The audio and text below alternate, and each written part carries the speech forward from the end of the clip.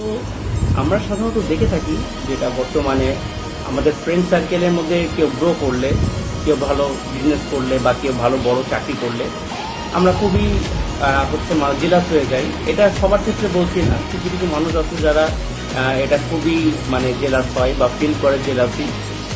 এটা আসলে অনুচিত, কারণ একটা মানুষ তার সাকসেস ডিপেন্ড করে তার নিজের কর্মক্ষমতার উপর, তার নিজের সাকসেস বা তার নিজের যে কঠোর পরিশ্রম বা হার্ডওয়ার্ক সেটার উপর। এবং একই সাথে আমাদের সমাজে যারা গ্রো করে, যারা বিজনেস করে বা ভালো কোনো কিছু করে, তাদেরকে আমরা খুবই তাদের পিছনে পড়ে যাই বা তাদেরকে আমরা সমালোচনা করি প্রচণ্ডভাবে। তাদেরকে আমরা হচ্ছে তাদের সমালোচনা করতে থাকি, কিন্তু এটা আসলে আমাদের ব্যক্তিত্বহীনতার পরিচয়।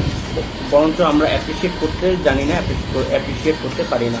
আমরা যদি অ্যাপ্রিসিয়েট করি তাহলে আমাদের লাইফও কিন্তু ভালো কিছু হতে পারে, কারণ অন্যের ভালো যে দেখতে পারে না তার নিজের কোনো কিছু ভালো হয় না। সুতরাং লাইফে বন্ধু বান্ধব বা অন্য কোনো পরিচিত আত্মীয় স্বজনকেও ভালো করলে তাকে অ্যাপ্রিসিয়েট করতে হবে।